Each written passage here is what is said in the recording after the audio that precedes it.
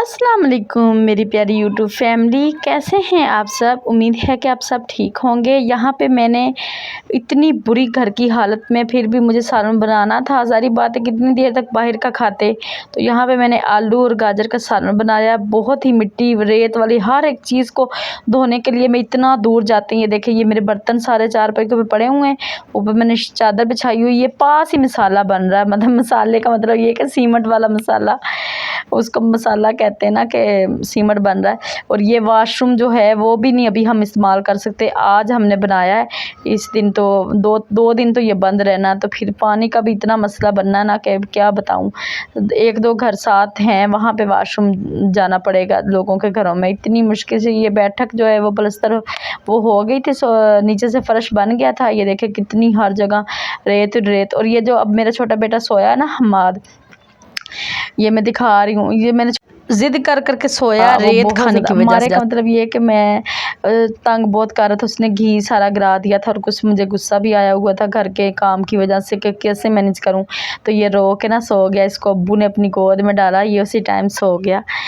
तो ये इतना मतलब कि बच्चे जो हैं ना वो भी माहौल में डिस्टर्ब हो जाते हैं। इस तरह के माहौल में मैं खुद नहीं एडजस्ट कर पा रही थी कि बच्चों को क्या करूं, कैसे कपड़े पहनाऊं। इनके कोई कपड़ा नहीं मिल रहा था, हर चीज़ उल्टी सीधी हुई पड़ी थी। तो फिर छोटे को वैसे मैंने एक बनियान और एक शलवार पहना दी थी कि चलो खेल लेगा, क्योंकि रेत बहुत खा रहा था। इसलिए मुझे कुछ ये फ्रिज में मैं जो है ना बच्चों का दूध रख दी थी। दूध भी अभी नहीं सही तरीके से लगा है, बस गुजारा ही दुकान से पानी वाला दूध ले आते हैं और चाय बना लेते थे। मिस्त्रियों के लिए बाहर से ले आते थे मेरे हस्बैंड, और बच्चों के लिए मैं घर में दूध बना लेती थी। ये देखें, ये कमरे का हाल देखें। कमरे में फ्रिज पड़ी हुई है, ना बिजली का भी इंतज़ाम है, ना कोई पानी की निकासी अभी हुई है। तो ये पेटियाँ अंदर पड़ी हुई हैं, कपड़े ये देखें मैं ढूंढने आई थी बच्चों के। बड़ी मुश्किल से मैंने ये दिन निकाले, कसम से ना मैं सारी ज़िंदगी नहीं भूलूंगी। कभी भी इंसान को बच्चों के साथ इस तरह के घर में शिफ्टिंग नहीं करनी चाहिए। पहले घर को ठीक करके फिर उसके बाद सामान लेकर आना चाहिए। लेकिन बस हमें मजबूरी थी हमारी, हमें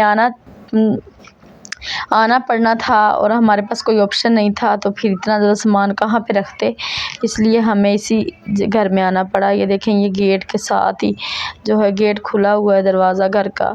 ये मसाले वाले डब्बे, कभी कहीं चूल्हा, अभी चूल्हा बैठक में कभी जा रहा है, कभी बरामदे में जा रहा है, कभी कहीं। ये सारा सामान बिखरा पड़ा है, कोई समझ नहीं लग रही मैं कैसे सेटिंग करूँगी। अभी ये बरामदा भी पलस्तर होना है। ये देखें बरामदा कितना बुरा लग रहा है। और ये सीढ़ी के नीचे ना मैंने ना ओपन किचन बनाने का मेरा इरादा है।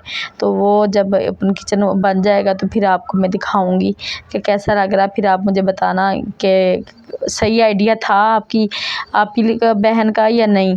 तो मुझे तो यही लग रहा है कि ओपन किचन बनाने में सही रहूँगी, क्योंकि बाहर अब अलग-अलग से दीवारों पे इतना खर्चा करने से बेहतर है कि ओपन किचन ही बना लूँगी। तो बेटा बड़ा जो है वो टूटी हुई साइकिल पे बैठा हुआ था बेचारा। तो मोटर